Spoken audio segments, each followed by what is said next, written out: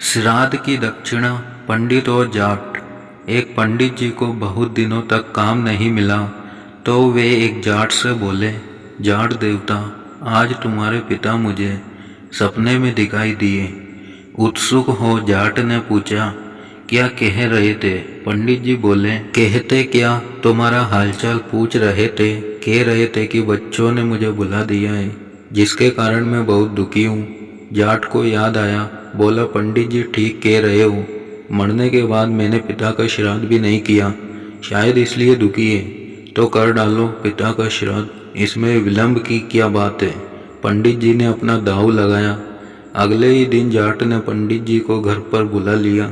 पंडित जी ने श्राद्ध की सामग्री में ढेर सारा माल रखवा लिया, सोना चांदी, भांडे बर्तन से लेकर खाने पीने का सारा सामान। इसके अलावा पिता को जो चीज़ें पसंद थी वह सभी कुछ लाकर जाट ने सामने रख दी। धूमधाम से श्राद्ध की तैयारी हुई। जाटने से कहकर तरह तरह के पकवान बनवा लिए। मन ही मन पंडित जी खुश थे, आज तो चकाचक माल उड़ाने को मिलेगा, साथ में इतना सामान भी। अपने सामने आसन बिछाकर पंडित जी ने जाट को बिठा दिया। बोले, अब श्राद्ध शुरू करते।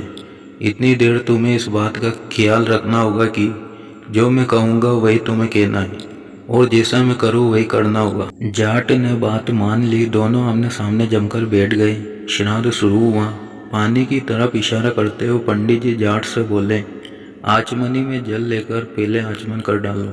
उसी तरह लोटे की तरफ इशारा करते हुए जाट पंडित जी से बोला, आचमनी में जल लेकर पहले आचमन कर डालो। पंडित जी बोले, भाई मैं तुम्हारे लिए कह रहा हूँ, आचमन तुम्हें करना है, मुझे नहीं।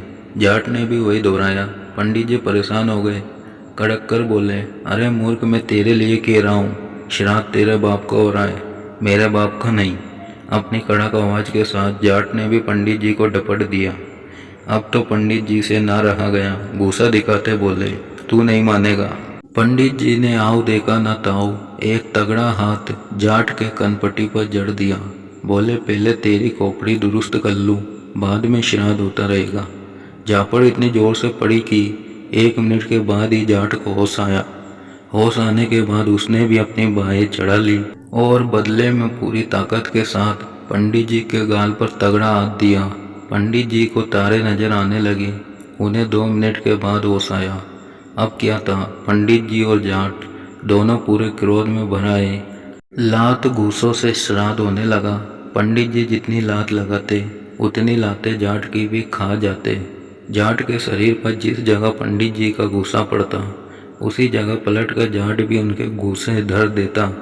मन ही मन पंडित जी सोचने लगे, मूर्ख से पाला पड़ गया है। उन्होंने कई बार जाट को समझाया, लेकिन जाट की समझ में कुछ न आया। नतीजा ये कि बात पर फिर बात बढ़ी और दोनों फिर से गुत्तम गुत्ता होकर लड़ने लगे। कभी पंडित जी नीचे होते तो कभी जाट के नीचे होने की बारी आ जाती। आपस में देर तक लात घूसे और उठा पटक का दौर चलता रहा। आखिर मैदान छोड़कर पंडित जी को भागना पड़ा। प्रसन्न हो जाट भी अपनी जाटनी के पास लौटा। जगह जगह से कपड़े फट जाने का कारण जाटनी ने जानना चाहा तो जाट ने बताया कि पंडित जी के साथ श्राद्ध कर्म करते हुए ये सब हुआ है। जाटनी ने पूछा, श्राद्ध तो अच्छी तरह से हो गया ना?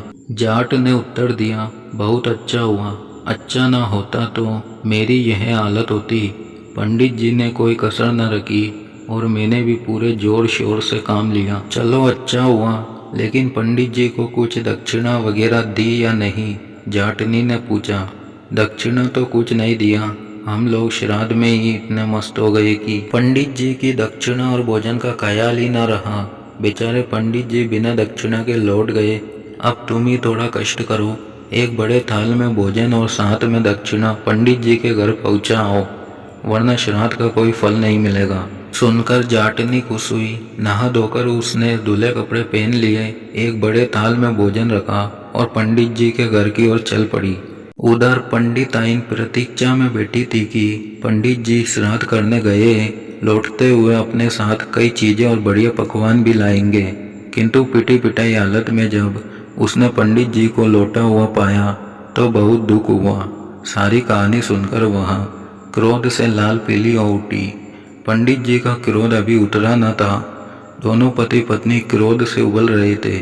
अचानक जाटनी को अपने घर आया देख दोनों उठ खड़े हुए। गुस्से से मुट्ठियां तन गई। घर के अंदर कदम रखते ही दोनों जाटनी पर टूट पड़े।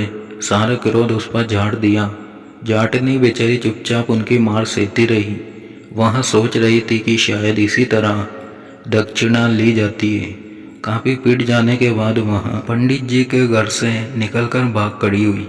घर पहुंचने पर जब जाट ने पूछा तो बोली, श्राद्ध करना आसान है किंतु दक्षिणा देने का काम बहुत मुश्किल है।